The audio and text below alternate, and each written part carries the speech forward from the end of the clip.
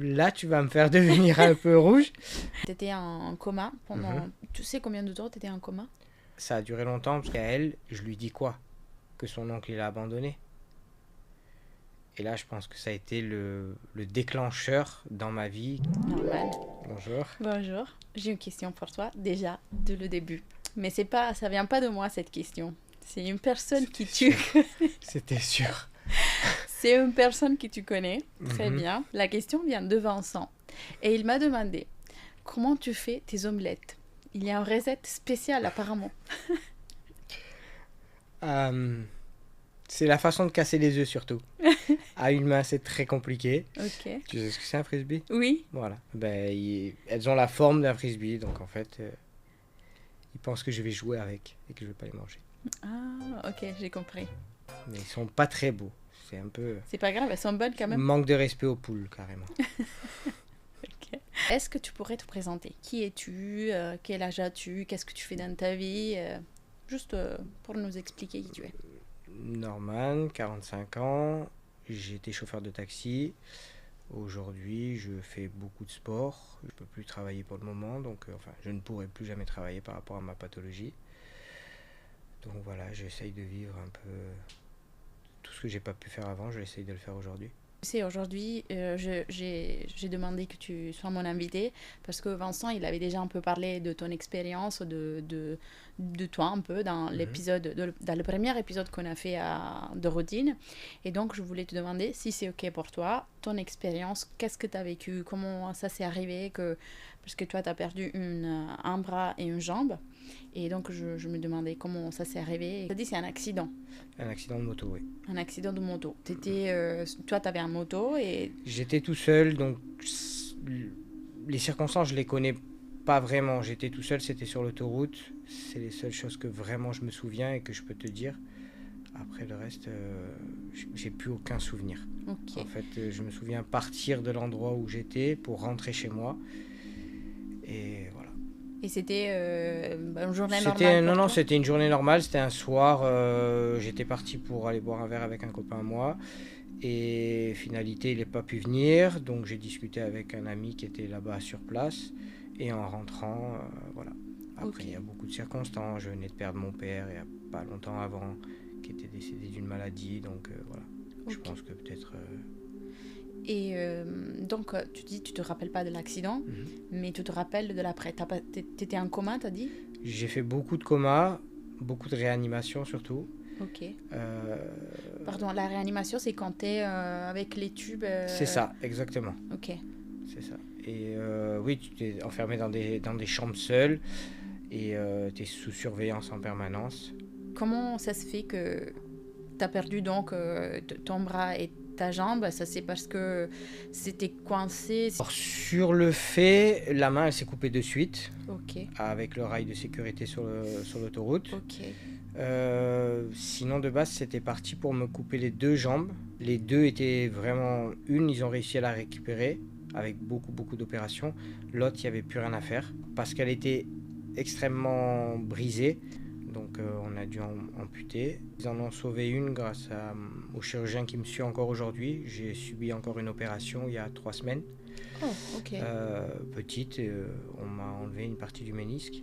Donc, je suis à plusieurs opérations. Encore Et aujourd'hui. encore aujourd'hui, et peut-être encore plus tard, Mais l'accident, c'était quand? en 2021. Ok, quand même. Et tu continues à faire... Pour tout ce que je fais, comme le sport, tout ça, des fois, tu as des petites blessures où tout s'engendre un petit peu plus.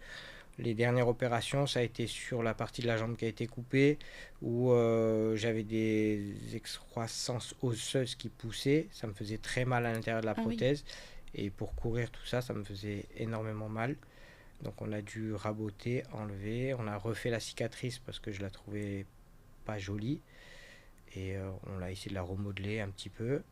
Et de l'autre côté, c'est la jambe parce que sur un triathlon au mois de mai 2025, je me suis blessé sur la course à pied. T'as fait un triathlon? Oui, j'ai fait un relais, j'ai fait que la natation et j'ai fini la course avec mon partenaire. Incroyable. Voilà. Félicitations. Merci. C'est incroyable. Bravo. Comment tu vis ça aujourd'hui, qui ça s'est passé déjà des années de ton accident? J'essaye de prendre tous les jours avec... tous les jours positivement. J'essaye tous les jours de prendre et d'être un peu... En fait, je me challenge tous les jours. Un jour, un ami à moi m'a dit tu faisais beaucoup de choses avant, Norman. Je pense que tu pourras toujours faire les mêmes choses, sauf que tu prendras plus de temps pour le faire. Et au final, je ressasse ça beaucoup en tête tous les jours. Et c'est exactement ce que je fais. Je faisais pas mal de choses avant. Je tente de faire les mêmes choses avec un peu plus de temps. Mais c'est vrai que, comme a pu le dire Vincent, on prépare ensemble un gros challenge. Et on le fait, on arrive à faire pas mal de choses. Ok. Est-ce que c'était un choc quand tu t'es réveillé de te retrouver dans cette situation? Peut-être c'est une question bête. Mais... Non, c'est une question très, très pertinente. Le truc, c'est que pour moi, il y avait une vie avant et une vie aujourd'hui. Avant, j'étais une personne. Aujourd'hui, j'en suis devenu une autre personne. Cet accident a vraiment changé ma vie. L'handicap a créé en moi une seconde force que j'avais déjà, mais que j'ai vraiment creusé jusqu'au fond. Et ça m'a vraiment changé, ça m'a vraiment fait devenir une personne beaucoup plus bienveillante, beaucoup plus à l'écoute des gens, beaucoup plus à l'écoute de moi-même, ce que je n'avais pas avant, que je ne prenais pas le temps de faire avant. Et tu pourrais nous expliquer une journée typique de Norman avant l'accident et une journée typique d'aujourd'hui? Une journée avant l'accident de Norman, c'était beaucoup de travail, beaucoup d'excuses. Il est 19h, on doit aller au sport, on ira demain. On reporte, le Norman d'avant reportait beaucoup, faisait beaucoup de choses, mais le reportait dès qu'il pouvait. Aujourd'hui, en fait, je me suis mis une routine et je fais de tous les jours que je vis, je me fais un challenge et tous les matins, je me mets un point d'honneur à me lever, à aller m'entraîner. Après, avoir une journée comme monsieur tout le monde, mais c'est vrai que j'essaye d'être plus assidu, plus à l'écoute de tout ce que j'ai autour de moi, ce que j'avais pas avant. Tu as dit que tu fais beaucoup de sport. Et tu as fait un triathlon. Pour le moment, j'ai fait que des relais. Okay. J'ai beaucoup fait la nage parce que c'est un peu la seule discipline que je peux faire sans avoir de contraintes. Là, aujourd'hui, je pars sur, normalement, au mois d'avril, je dois faire le triathlon de Cannes. Ok. J'ai eu la chance d'avoir des sponsors. J'ai un magasin à Antibes qui me fournit un vélo qu'il a adapté par rapport à ma pathologie. Et avec un magasin de matériel d'handicapés, de matériel d'accessoires, je sais pas comment on dit. Non, je ne sais pas non plus, Moi désolé. Non plus, voilà. Il y a un magasin qui a des accessoires pour des fauteuils roulants, tout ça, m'a adapté un fauteuil pour moi parce que la course à pied avec mon genou, j'ai beaucoup de douleurs en ce moment, donc je peux pas trop courir. Un fauteuil pour faire la course à pied. Donc je vais tenter de faire un triathlon en entier et par la suite, mon objectif, ça serait de faire un Ironman plein, enfin en half déjà, et puis peut-être faire un full par la suite. Et en courant, en faisant du vélo. Chapeau, parce que vraiment, t'es fort, hein, parce que déjà, moi, j'ai eu aucun souci, j'imagine même pas de le faire, parce que c'est quelque chose de dur, c'est dur. Donc, bravo. Je dois être fier de toi, franchement. Merci, c'est gentil. Après, je pense que la seule limite qu'on a, c'est nous, en fait. C'est nous qu'on se l'impose. Comme tu le dis là, j'y arriverai pas parce que... Ah non, je pense pas que j'y arriverai, mais je pense que c'est une chose très dure. Et comme tu dis, on se met des limites. Je me mets la limite de dire, quand même, Après, je pense c'est beaucoup. Je pense que tu as fait un Aerox déjà. Oui. Voilà. Est-ce que tu pensais avant de le commencer que c'était possible? Si. Parce que depuis que j'ai commencé à m'entraîner pour les Aerox, je m'entraînais déjà beaucoup. Donc je me suis dit, vas-y, un Aerox, je pense que je peux le faire. Mais quand même. C'est compliqué. Il y a des gens qui ont beaucoup de mal et qui ne le finissent pas. Et donc c'est une très belle expérience. Oui, bien sûr. Avec beaucoup d'entraînement et beaucoup avec beaucoup de pratique, tu arrives à tout faire avec après, je suis d'accord. Beaucoup de résilience. Mais donc, j'ai la question qui me vient en tête maintenant, parce qu'on a parlé des sports, etc., c'est quand tu as repris à faire du sport après ton accident et c'est quand que tu as connu Vincent? Alors Vincent, ça faisait déjà un petit moment qu'on se connaissait, de Nice, parce qu'on est de la même ville. Après, le sport, j'ai tout de suite, en fait, dès qu'on m'a mis en centre de convalescence, sortie d'hôpital, j'ai commencé dans ma chambre à faire des abdos, à essayer de me faire des... Je devais remuscler ma jambe, donc m'asseoir, me lever du lit. Petit à petit, j'avais des séances de kiné le matin, mais l'après-midi, dans les centres de rééducation, il manque un peu de personnel, donc c'est toujours 1 heure et demie le matin. Et après, l'après-midi, ben, on est laissé à soi-même. J'ai repris tout de suite le sport. Comment j'en suis venu à Vincent? Beaucoup de personnes m'ont dit oh, tu devrais reprendre le sport. Le seul qui a vraiment repris de mes nouvelles pour savoir comment j'allais mentalement, ça a été Vincent. Et je pense que quand je me suis senti prêt, euh, mentalement surtout, c'est la première personne vers qui je suis allé. Ok. J'avais envie de quelqu'un qui soit là pour me tenir la main et pas qui soit là pour juste me dire bon ben fais comme ça, fais comme ça. Vincent, ça peut être un très très bon préparateur physique, mais c'est quelqu'un qui a une âme vraiment incroyable. C'est une personne vraiment géniale. Tu voudrais lui dire quelque chose? Là, tu vas me faire devenir un peu rouge. Si tu pourrais lui dire quelque chose juste pour... Un grand merci. Ok.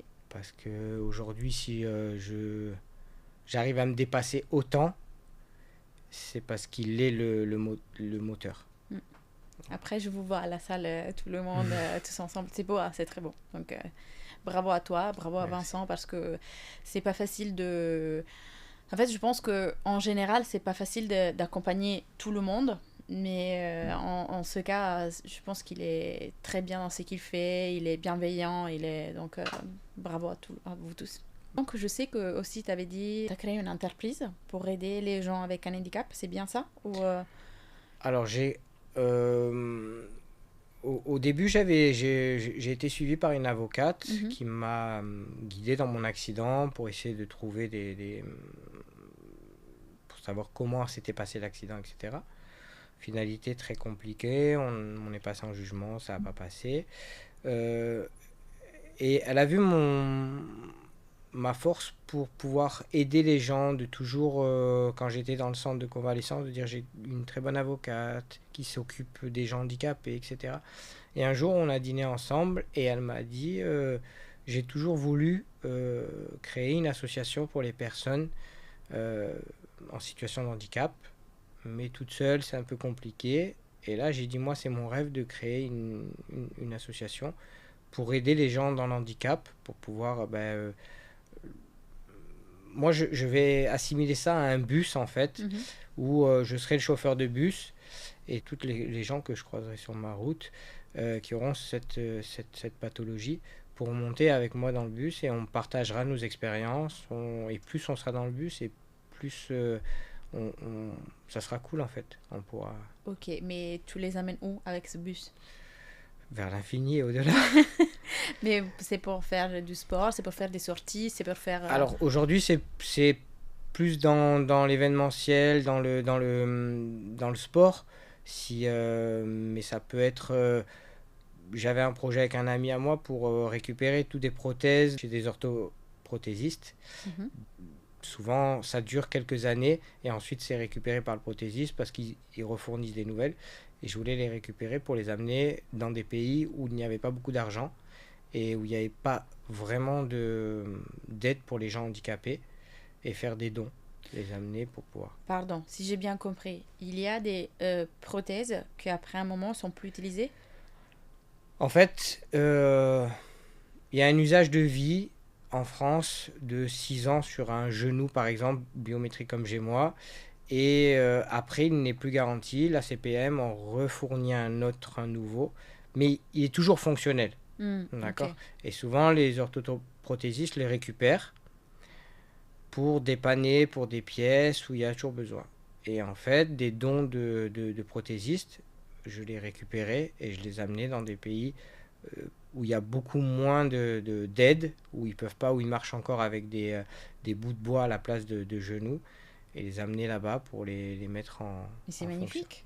C'est incroyable. Et tu t'en as déjà ramené J'ai pas quelque part? encore, je Pas encore. commence petit à Tu commences? petit, j'ai fait beaucoup d'appels de dons auprès des prothésistes. Ben, j'ai pas encore énormément de visualisation, mais j'espère que le jour que j'en aurai, si quelqu'un nous écoute aujourd'hui, tu pourrais, par exemple, le contacter et pour t'aider à faire cette chose incroyable parce que je trouve que c'est très beau ce que vous faites, ce que Merci. toi tu fais On en ce est... cas.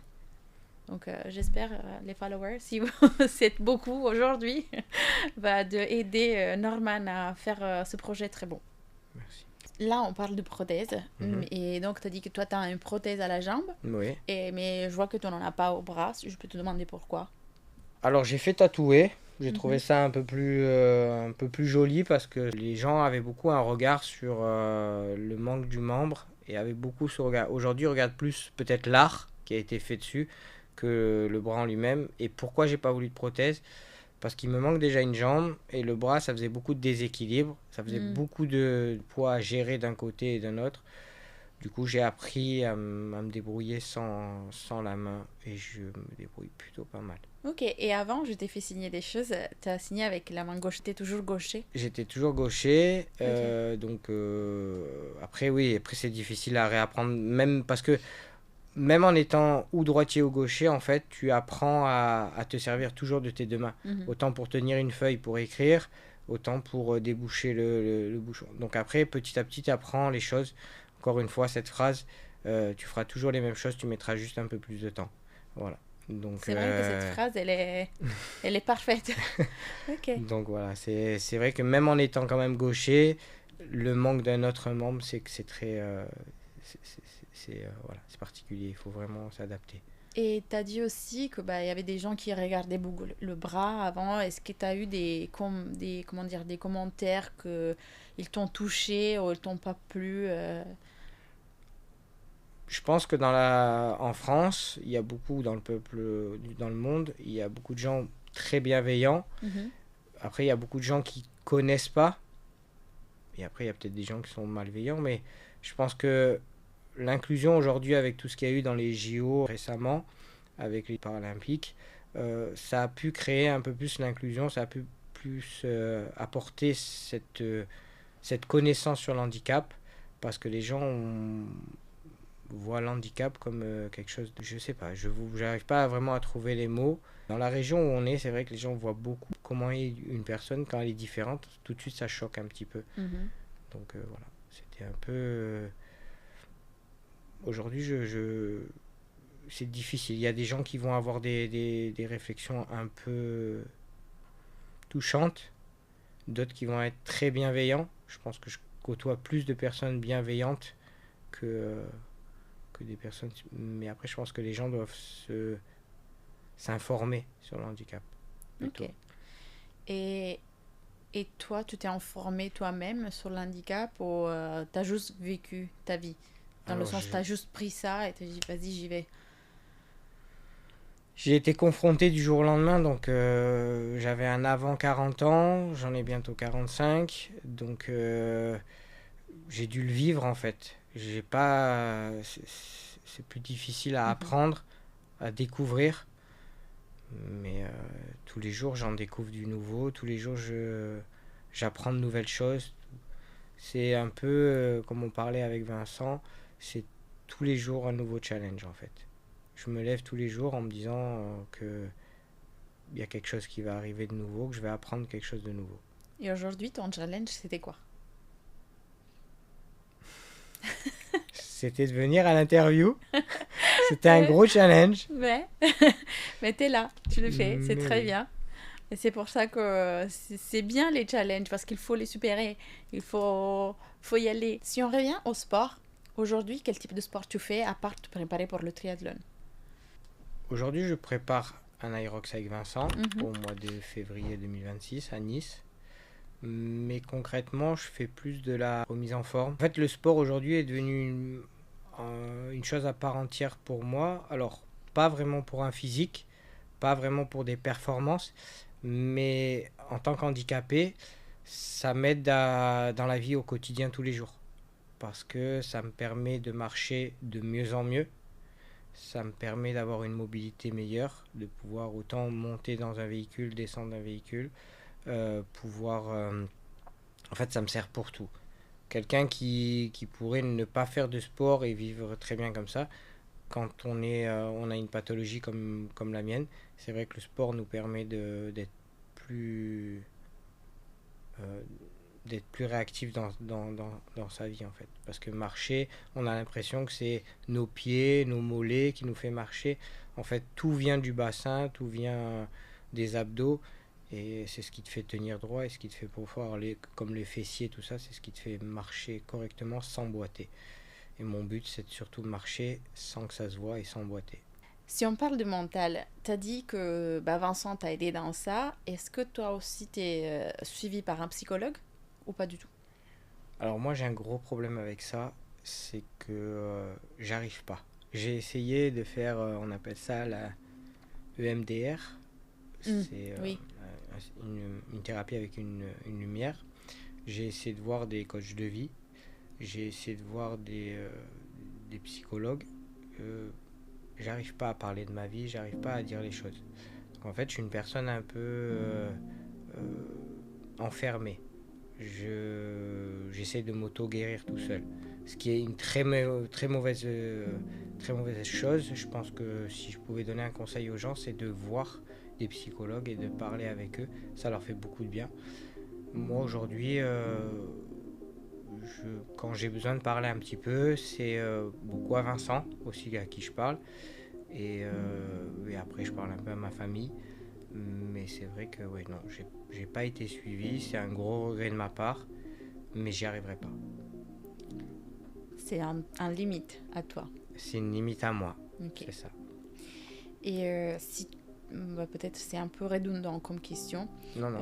mais donc si tu voudrais remercier quelqu'un dans ta vie, mais pour t'avoir aidé, pour t'avoir accompagné, à part Vincent, parce que tu en as déjà parlé, ça pourrait être qui? Et le problème, c'est que j'aurai une armée de personnes à remercier. Ça peut partir autant du chirurgien qui m'a, a- euh, grâce à lui pour... Comment on dit ça? Euh, c'est grâce à lui où j'en suis aujourd'hui. Parce que s'il n'avait pas pris la décision de tenter de me sauver ma jambe, euh, et dire, bon, ben, un des médecins de là-bas a dit il va mourir. J'avais perdu beaucoup de sang. J'étais vraiment dans un état où une des infirmières de l'urgence que j'ai réussi à revoir m'a dit la dernière chose horrible que j'avais vue comme ça arriver, c'était le moment des attentats du 14 juillet. Donc elle m'a dit Ok. c'était vraiment pas beau à voir et on pensait vraiment pas que tu allais survivre. Mais le chirurgien a quand même tenté, a dit on sauve la jambe et on verra ce que ça va donner. Ça a donné que le résultat d'aujourd'hui où j'en suis, donc je suis content. Mais après, si je dois remercier des gens, j'ai vraiment une armée entre les kinés qui me suivent, Sébastien, entre mon prothésiste Maxime, entre mes amis. J'aurais vraiment une liste immense de personnes à remercier. Et c'est grâce à eux que ma vie est épanouie et que je suis heureux parce que s'ils n'étaient pas là, j'aurais pas cette rage et cette envie d'aller à chaque jour plus loin. Et Ma famille aussi. Mais j'ai tellement je comprends. Je veux passer des trucs, mais voilà. Est-ce qu'il y a un processus qu'il faut suivre? Je ne sais pas, est-ce que tu pourrais donner un conseil à quelqu'un qui est peut-être dans ta situation, comment se faire suivre, ou demander de l'aide, s'il faut demander de l'aide à qui, et quoi faire? Ça, c'est une question un peu difficile quand même parce que je pense que chacun est différent, chacun Mhm, voit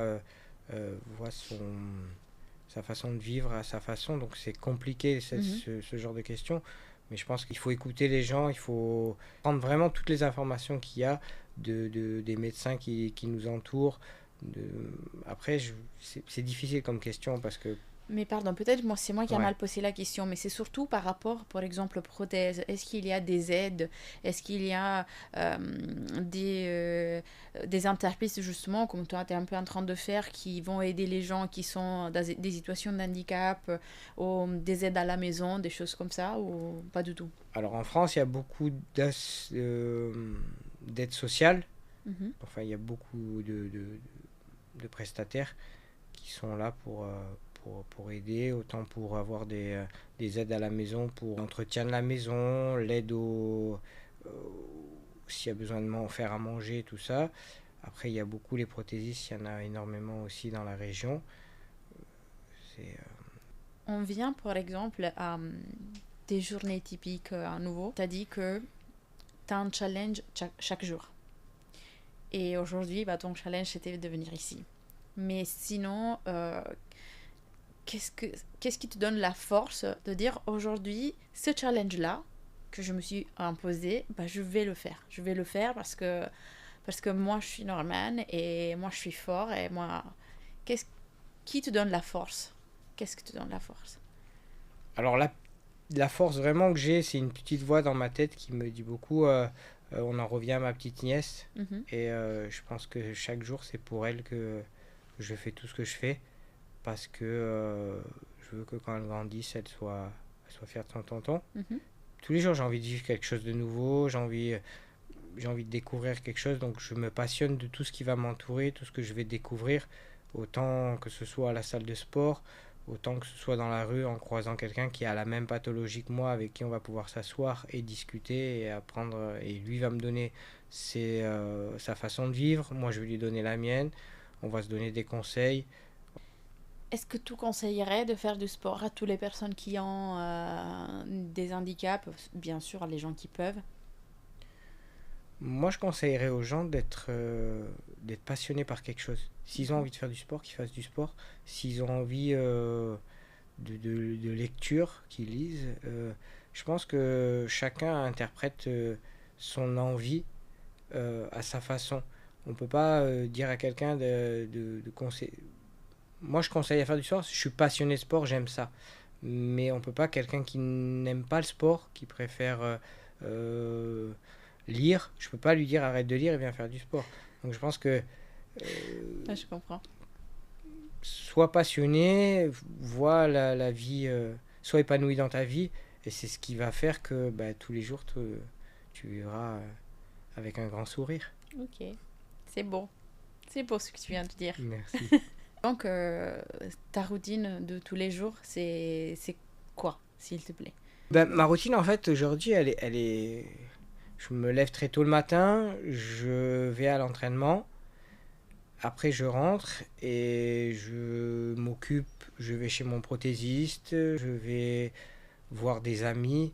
En fait, c'est une vie un peu simple. Je peux pas travailler par rapport à ma pathologie aujourd'hui. J'ai été reconnu handicapé à 93%, donc c'est impossible pour moi de travailler. Euh, donc je m'occupe de l'association, j'essaye de faire des découvertes sur beaucoup de choses. Je démarche beaucoup de prothésistes. Je, Là, je me suis mis ce challenge du triathlon. Donc bah, j'ai cherché un peu des sponsors. C'est là où j'ai trouvé le magasin de vélo pour pouvoir m'adapter à un vélo pour moi. Donc voilà, tous les jours, il n'y a pas vraiment de routine en fait. Tous les Ok, matins, un nouveau challenge. voilà. Ok, ça marche. Bah, en tout cas, merci. Merci beaucoup pour être venu Merci à toi de aujourd'hui. m'avoir invité. Et merci pour avoir partagé ton histoire, tes expériences. Moi, je pense que tu es une personne très forte et j'espère que beaucoup du monde va entendre la vidéo et voir que si on veut, on est capable. Et j'espère que les jeunes vont s'inspirer de toi parce Merci. que il faut. Je vais quand même te donner un grand merci quand même de m'avoir invité Merci à et toi. de pouvoir partager mon expérience, comme tu l'as dit, aider les gens qui sont peut-être derrière cette vidéo et qui avaient, valide ou non valide, hein, bien sûr en situation de handicap ou valide, ce petit truc de se dire ah je me cherche souvent des excuses. En fait, des excuses il n'y en a pas vraiment, il faut juste se dépasser et essayer. Tant qu'on n'essaye pas, on peut pas savoir. Je suis d'accord avec toi. Mais donc, vraiment, merci. Moi, je suis très contente de t'avoir eu et t'as dit jusqu'à maintenant, je dirais, d'intelligent, c'était parfait. C'était vraiment Merci. parfait. Donc, Merci. merci. Merci à vous tous pour nous avoir écoutés. Si l'épisode ça vous a plu, n'hésitez pas à mettre un like, commenter, partager et vous abonner à la chaîne YouTube. Moi, c'est Dalila et ça, c'est De Routine.